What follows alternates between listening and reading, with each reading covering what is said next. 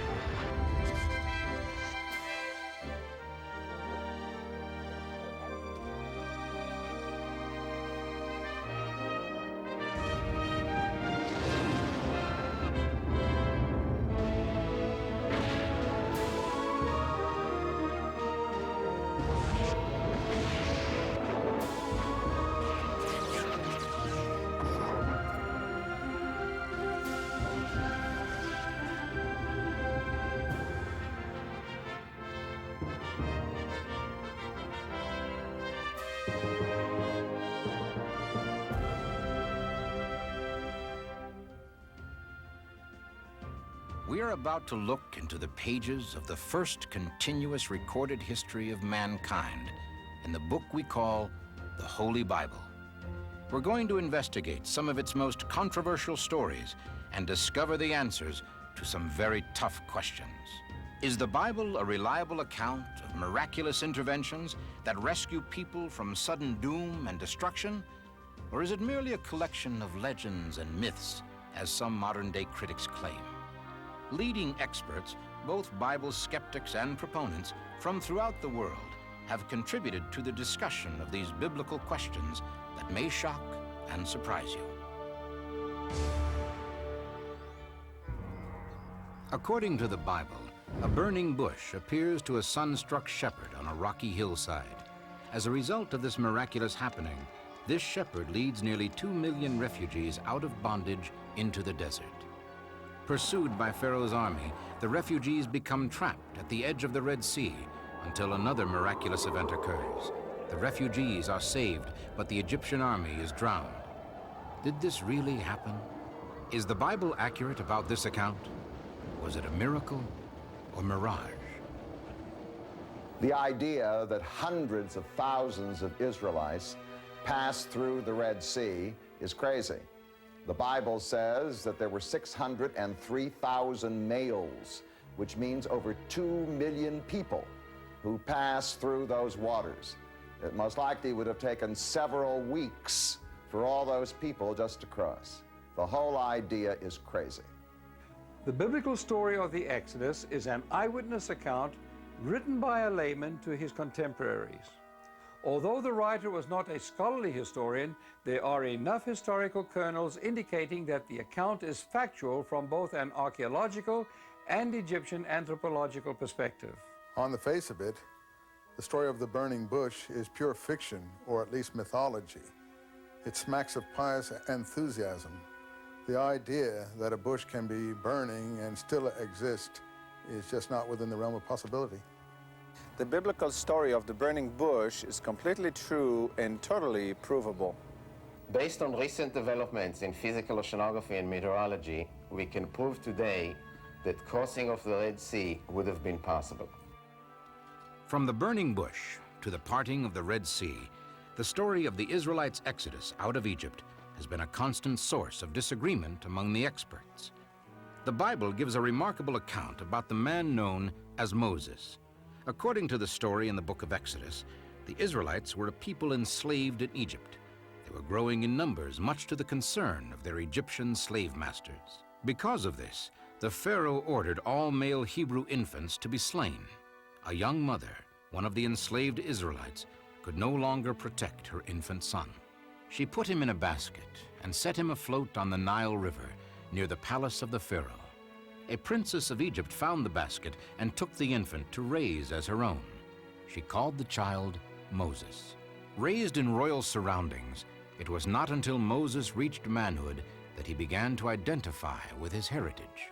The story of the Israelites' exodus out of Egypt has been a constant source of disagreement among the experts.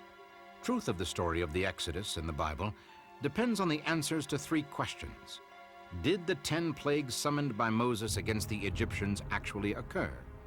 Was there really an enslaved people called the Israelites who made a great exodus out of Egypt? And was it possible that the Red Sea really parted as stated in the Bible? Faster, you lazy dogs! Heck! Why do you rest, dog? Get to work!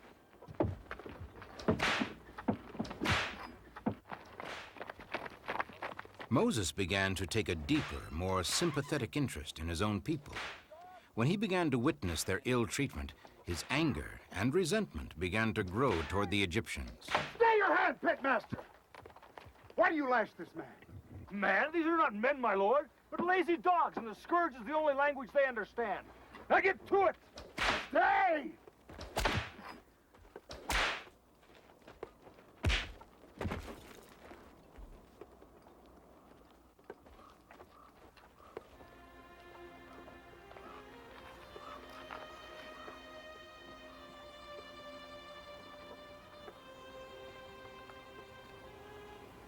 I meant not to kill you.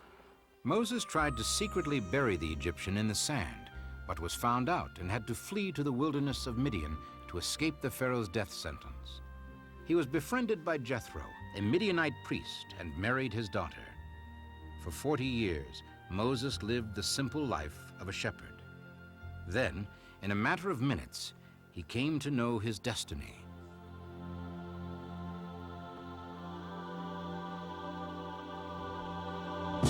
I am the God of Abraham, Isaac, and Jacob. I have seen the misery of my people who are enslaved in Egypt.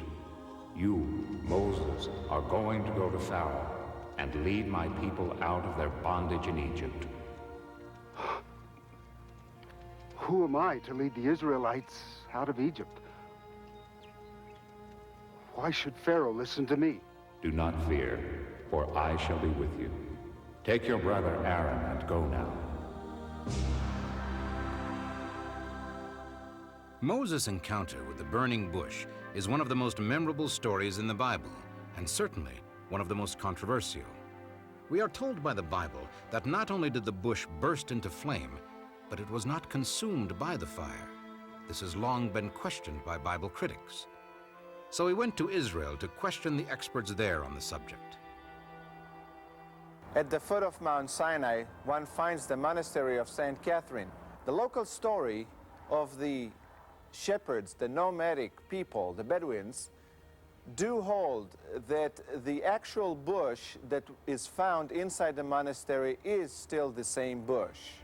I can't confirm or reject that the bush growing at the monastery was the actual burning bush, but it is a specific desert plant that fits the biblical description.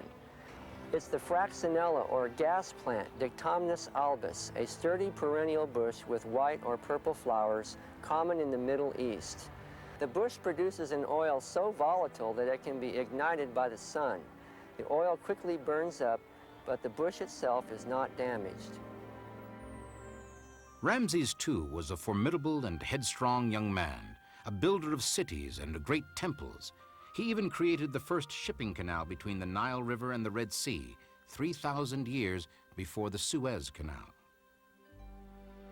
Moses and Aaron went to Pharaoh and pleaded for the release of their people. But Pharaoh rejected their plea, and God sent down 10 plagues on the land. After each plague, Moses went to Pharaoh and gave him the chance to obey God's command by letting the Israelites go. But each time, the Pharaoh refused. The main purpose of the Exodus story is not to describe history. The main purpose of the Exodus story, as it was created by the priest scribes who lived in Jerusalem, was to glorify their God, and to make their God look greater than any other God. And what they used was a series of old legends and distorted memories which they put together to create this story which has no relationship to history. Archaeology provided background information for unlocking narratives and events such as the Exodus account. In this case, the account contains sufficient place names cross-referenced in non-biblical Sumerian and Assyrian cuneiform tablets to confirm the accuracy of the Exodus account, and to assure scholars that it was not an account invented for later consumption. Certain features of the Exodus narrative accurately reflect unique Sinaitic geographic features which only a person who spent time there would ever know. There's an ancient Egyptian papyrus document called the Ipuwer Papyrus, and it recounts in eyewitness fashion the plague of blood, the plague of cattle disease, the plague of strange fire phenomena, the plague on the firstborn, the strange darkness, all the events that we previously thought we only knew about from the Bible. We can read about it in Egyptian records. As the Bible describes, the last of the plagues arrived with great drama. God had instructed every Israelite to stay indoors and prepare a meal of lamb or goat. They were to take the blood of these animals and use it as a mark over the door of their houses. On that night, the Lord descended on the land of Egypt, and the firstborn of every Egyptian family was struck down in death. This final plague was the most terrible. Pharaoh lost his beloved son. His resistance was broken. He ordered that the Israelites be set free. They must leave the land of the Nile completely. The Bible says that God provided a cloud column by day and a column of fire by night to guide the Israelites through the desert. According to the Bible, God instructed Moses to make a camp between Migdol and the sea. Their destination was to be the land of Canaan. But Pharaoh soon had a vindictive change of heart and sent his army in pursuit of the refugees.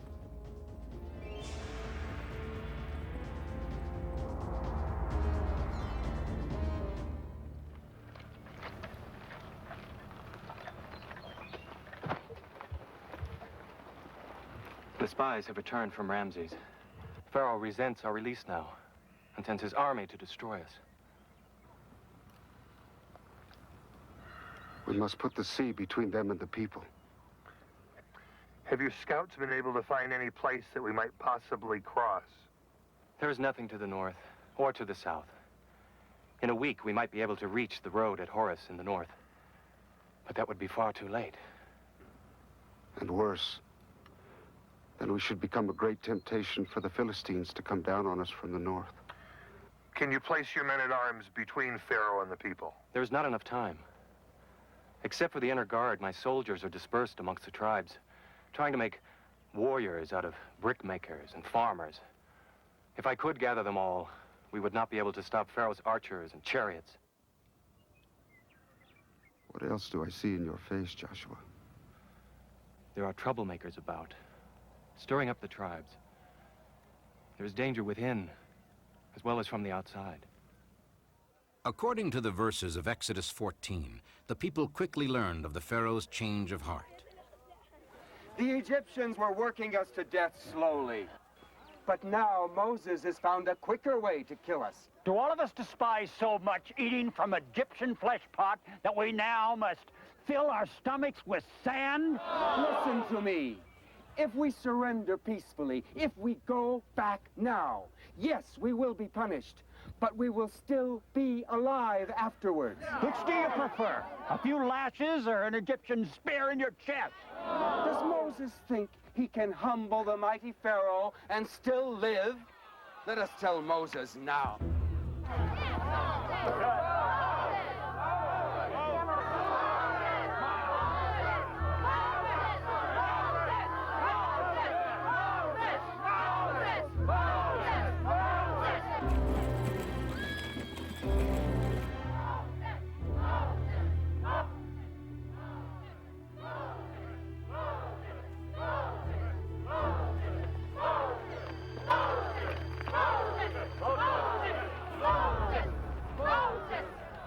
Behold what you have done to us, O mighty Lord Moses. Do you not see the dust clouds of doom? Do you not hear the earth thundering with the sound of Pharaoh's chariots? I see, and I hear. What would you have me do? Make me your emissary. I will go back to the Egyptians, reason with them, beg to return and be forgiven. Emissary? I will cleave you in two, you traitorous turnip. Let us hear it all. Were there no graves in Egypt, Moses, that you led us out here into the wilderness to die? Did we not speak to you in Egypt of this? Did we not tell you to let us be? All of us, we told you that it was better to live under the heavy hand of the Egyptians than to die like diseased animals in the desert. But you wouldn't listen. Not the mighty Lord Moses. Do we want to die out here? No! Would we be alive in Egypt? Yes! Peace! Peace! Still your tongues! Where is your faith? Do you think the Lord brought you out of bondage in Egypt to die on the shores of this sea? Fear not the Egyptians and their chariots. You need do nothing but be still and turn your fears into faith.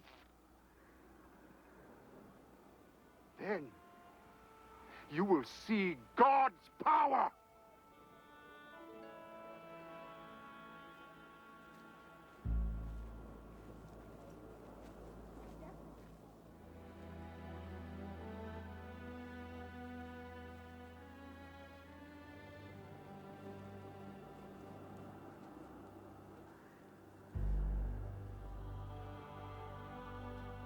The Bible tells us that at God's command, Moses stretched out his hand over the sea, and God sent a strong east wind that drove back the waters, creating a path through the midst of the sea.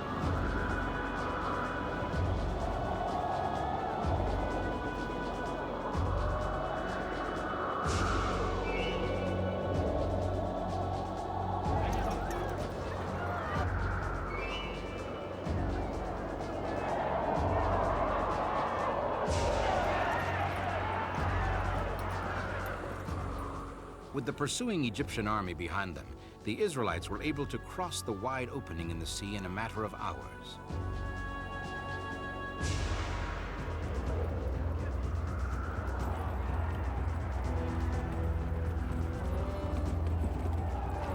Pharaoh's army, with hundreds of chariots and thousands of soldiers, followed the Israelites into the sea.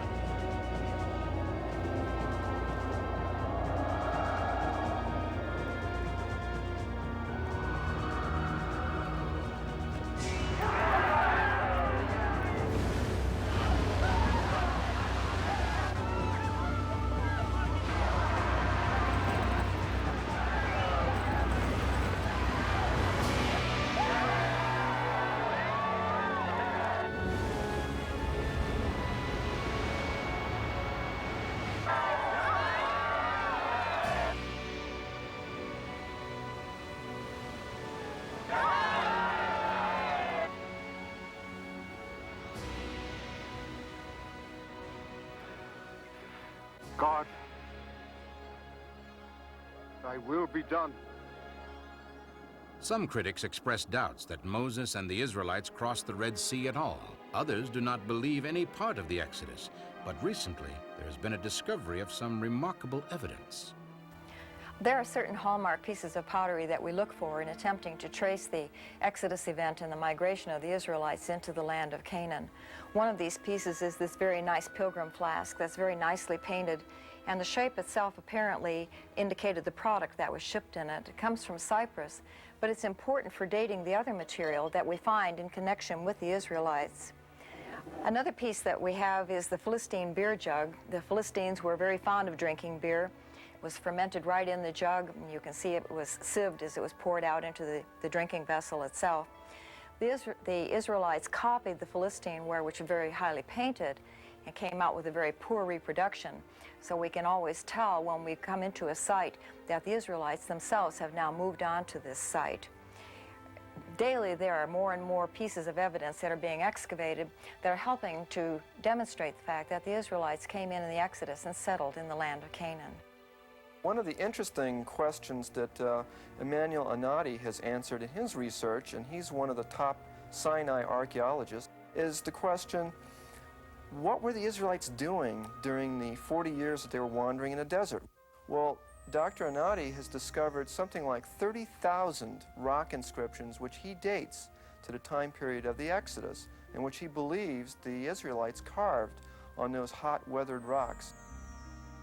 New findings are being unearthed at several archaeological sites, such as the unusual pottery items and rock drawings, which give hard evidence that the Exodus really did happen. But even as the validity of the Exodus is being scientifically proven, the controversy over the parting of the Red Sea is heating up. The idea that the Red Sea could have parted into two walls of water, as portrayed in movies by Hollywood movie makers like Cecil B. DeMille, is just not credible. At this site in 1799, Napoleon's engineers discovered an underwater ridge some 600 feet wide that extended from shore to shore. His engineers calculated the right time for crossing this 5.2-mile strip when the east wind would blow sufficiently to clear the seabed of water. Napoleon, however, barely escaped with his life when a sudden change in the wind's direction brought an onrush of water that covered the strip in just a matter of minutes.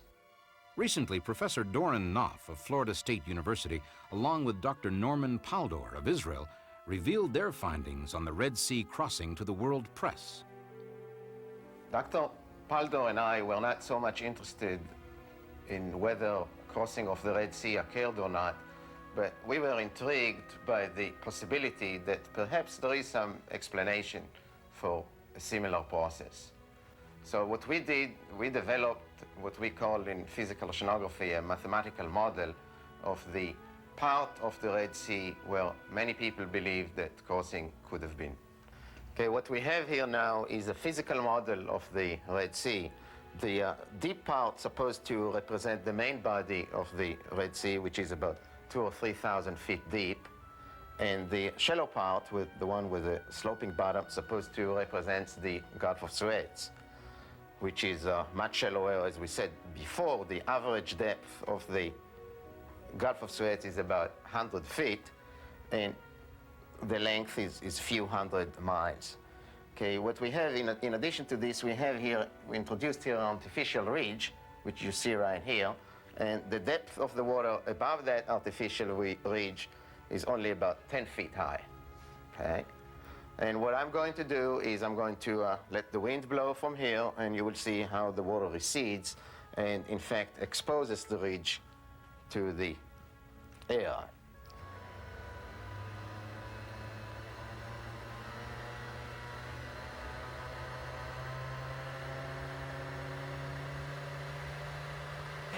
Okay, so what you can see now is that most of the water, in fact, to the left of the ridge is blown away. There is still some water there, and you see that there is an exposed area right there. All right? So the idea is that the Israelis crossed on this part of the ridge which was exposed, and they saw water on the two sides, right? They saw the water on the left side of the ridge and the water on the right side. And I'm going to cut the wind off now, and I'm going to do that abruptly, and you will see how it comes back. So let's do that. And of course, what happens after that is that when the wind relaxes, the water wants to come back to the position that it had before, and it does that via a gravity wave, which moves at the speed we calculated to be like 15 feet per second or so, which is, of course, a speed that one cannot escape. Oceanographers have established scientifically how the Israelites may have crossed the Red Sea in their escape from the pursuing Egyptians. The worldwide media coverage of the Noph Paldor experiments and findings leave no doubt that the Israelites could have crossed the Red Sea exactly as described in the Bible. The Israelite exodus from Egypt is more than a story of 10 plagues against the Egyptians and the miraculous crossing of the Red Sea. The real story is about a God who takes care of people, and about the leadership of Moses, a man who in time of crisis relied on faith instead of retreating or surrendering. When people think of you some years from now, will they remember you as someone with a bold faith or a person who retreats from problems? Something to think about.